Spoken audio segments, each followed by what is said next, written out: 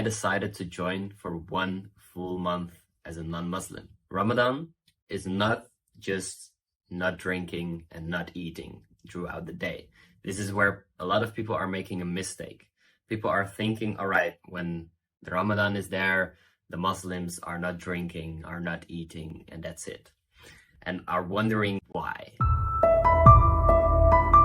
Thom, pria Kristen asal Belanda ini dibesarkan dalam rumah tangga orang tua yang bercerai. Hidup tanpa didampingi seorang ayah sering sekali membuatnya menghadapi begitu banyak masalah. Sehingga ia terjebak dalam pergaulan negatif yang dikelilingi oleh pengaruh buruk lingkungan. Semasa remaja itulah, ia sering salah memilih teman. Ia suka berpesta, minum minuman keras, dan hura-hura sepanjang malam. Hidup di tengah lingkungan yang sangat materialis dan sekuler membuatnya harus bergaul dengan banyak orang-orang untuk tetap menghasilkan uang. Namun, anehnya, dari sekian banyak orang yang dia kenal, lambat laun, hanya sebagian besar orang-orang dengan latar belakang Islam sajalah yang tersisa menjadi teman-teman dekatnya. Sejak bergaul dengan teman-teman Muslim, ia merasakan hidupnya mulai mengalami proses perubahan. And actually, this is not my first time that I joined the Ramadan, because last year I did the same thing, but it was very different. I also made a video about this, but actually last year I see more as a challenge. It was trying it for the first time, just see how it is to fast for 1 month, not eating, not drinking, and focus on. Thom merasakan efek dopamin selama ia puasa. Thom mulai tertarik dan mempelajari Islam melalui Google sebelum akhirnya dia memutuskan untuk memeluk Islam. So, when you turn to Google and search for the fastest growing religion, you will find Islam topping the charts. As of speaking today, almost a quarter of the world's population identify as Muslim, while at the same time is the religion that has been denigrated the most by the media. Because it's the only religion that acts like the mafia that will kill you. Isn't that strange? On every corner of the internet, you see people converting to Islam, as well as big influential people and entrepreneurs sharing their stories. People like Andrew Tate. I believe that Islam is beautiful, and I think it has the solutions to a lot of the problems we're facing in the world today. Former Dutch politician Joram van Klaveren. I decided to write an anti-Islam book, and it ended up me becoming a Muslim. Elfie Best. And I genuinely felt something in the mosque that I've never felt anywhere. What a beautiful community, what a beautiful, simple religion. And this list goes on. Every year we see an increasing number of Muslims in the population of non-Muslim countries. But how? Today, I'm sharing a personal story on how this turned me into this.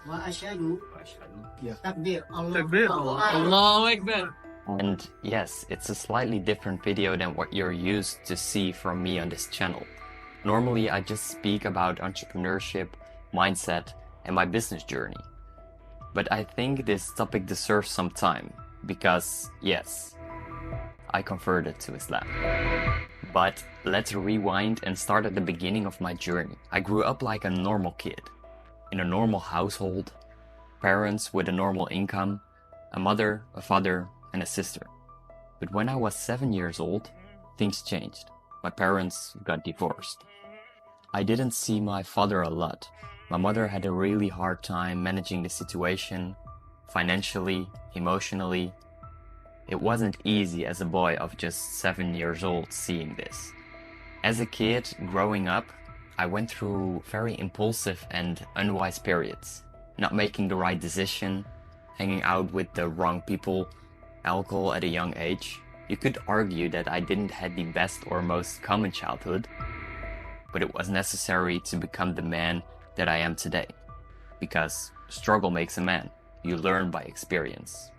And luckily, I have a great family that supports me, cares about me, loves me, and after all, I still manage to have a very strong bond with my father.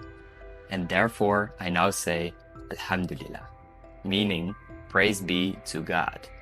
But how did this happen? Why does this white guy speak Arabic and talk about Islam? Well, good question. In my younger years, I would never ever thought I would become a Muslim one day. But when looking back at my journey, it makes a lot of sense. At 15, 16 years old, I started to turn my emotions and negative experiences slowly into my motivation. I started building my future self. I started reading books, listening to podcasts, going to the gym more often, waking up early, etc., etc. I became a lot more conscious of the impact of the bad habits I developed during my younger years. I knew that if I didn't change these habits, my future wouldn't change either. And during this change, my group of friends started to become smaller and smaller. Some of them thought it was really weird what I was doing, but I didn't really care because I had this dream in my mind. I became obsessed with growing, learning, and developing myself. While my group of friends started to become smaller, a few friends never left. And someday somebody asked me, "Did you notice that almost all of your friends you have left are Muslim? Why is that?"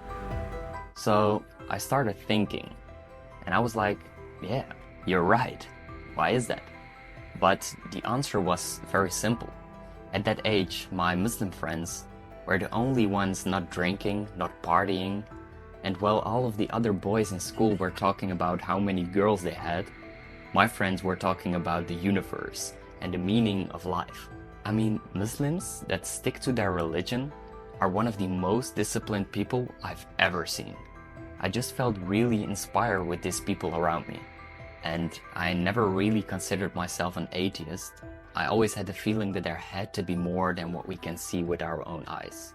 I mean, sometimes I just couldn't sleep when I was thinking about how incredibly huge the universe around us is. Just think about it. Most of us live their day-to-day life, working, eating, sleeping. But when you take a moment to really think about it, whether you're a Muslim, Christian, an atheist, it's incredible. The scale of the universe, the oceans, the jungles, the animals, big, small. How did this all came to place? And what are we? What is the meaning of life? So even with these Muslim friends around me, in the beginning my interest was not really focused on the religion itself. It was more their way of life, the brotherhood, the love, and respect that slowly shifted my focus to the religion that instilled these traits in them, still without the idea of thinking I would ever become a Muslim. And this was because I always had the idea that religion was like an old fairy tale that already was disproven by science. But the more and more I started digging into it, the more I realized I was completely wrong. So first of all, God, or Allah subhanahu wa ta'ala, as we Muslims call it, is not just a man sitting somewhere in the clouds with a magic wand. It's an indescribable force, the singular and all-compassing power behind the creation what we see around us. And science proves that even the chair that I'm sitting on right now is made of enormously small and fast-moving atoms. This is called quantum mechanics. And if these electronics in it would stop moving, atoms would become unstable, and I would not be able to sit on this chair. But what is the thing that makes these atoms move and stay in its position? You see, what is this force? But I'll not dive too deep into this, since this video is meant to share my experience, not to convince you. So long story short, for every question I asked, I received a powerful answer when digging more into Islam. And when people nowadays ask me why I became religious, I always say two reasons. One, for the rules and the way of living in this worldly life, we call it tuanya in Arabic. And two, the hereafter, called akhirnya. So let's start with the second one. All life is a test. This is something we can't argue about.